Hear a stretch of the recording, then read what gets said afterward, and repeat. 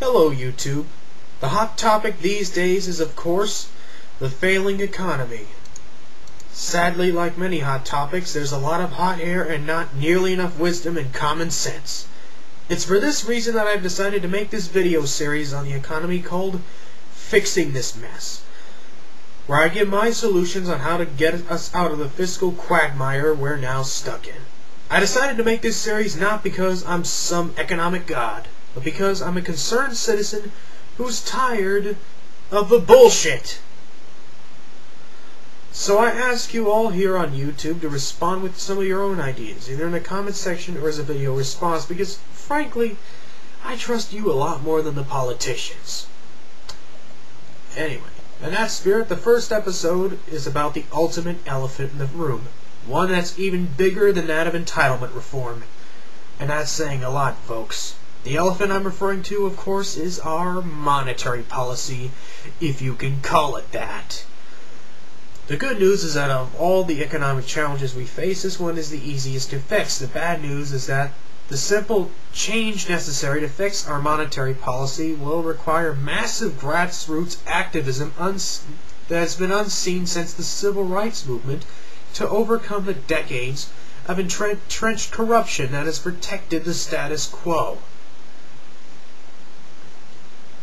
To understand this issue, some background information is, of course, in order.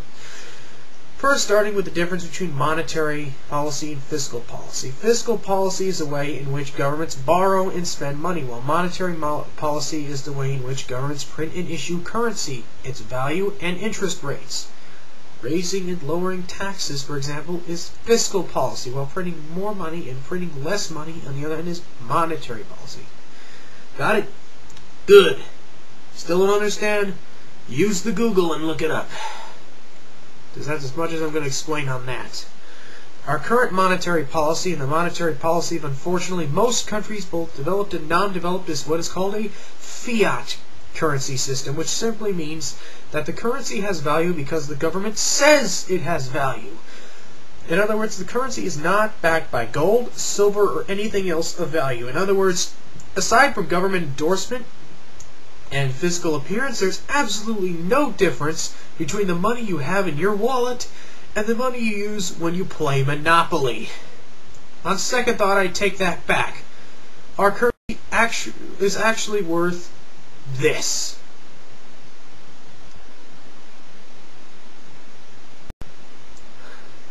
Just so you know, I didn't create that. I wish I came up with that. I found it by chance when I googled gold standard dollar. It was created by some guy named Brian Romero.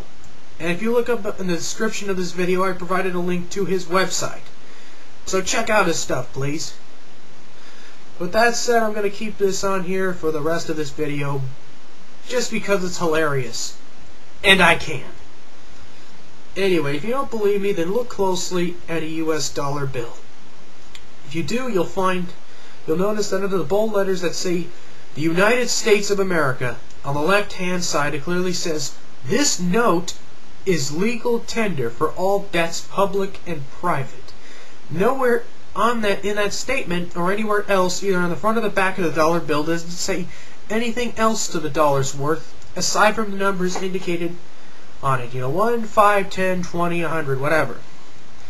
Now, if you'll go to the description of this video, you'll see a link to a picture of a dollar bill printed during the gold standard. Go ahead and click on that. Now you'll notice toward the bottom of the dollar bill in bold letters it says "in gold coin," and under that it says "payable to the bearer on demand." For most of the history of this republic, at least some of our currency resembled that, because this currency was backed by either gold or silver, which is since 1971 no longer the case. Like most, if not all, nations which utilize fiat currencies, America has unfortunately added insult to injury by outsourcing its responsibilities as a government to print and coin money to a central bank, which has been given godlike power to unilaterally print unlimited amounts of money with almost no oversight. Our central banking system is called the Federal Reserve System, which is as federal as the Federal Express. and is the biggest scam ever perpetrated on the American people. And there's been a lot of scams on the American people. The scam works like this. The Federal Reserve is a privately owned bank. You heard right, folks, a privately owned bank. And just like all other privately owned banks, its ultimate goal is money. It's profit, which is fine and dandy if said bank didn't have the conflict of interest of also being responsible for our monetary policy. How the Federal Reserve makes its profit is relatively simple. Like all other banks, they make their profit by lending money with interest. But unlike other banks, instead of lending in such a manner to individual consumers or businesses, they lend to the government as well as other banks. Now some of you may ask, why is this a bad thing? This is a bad thing because the money they are lending is the same money that they print. In other words, for every single dollar that they print, they make a profit on the interest gained on that dollar.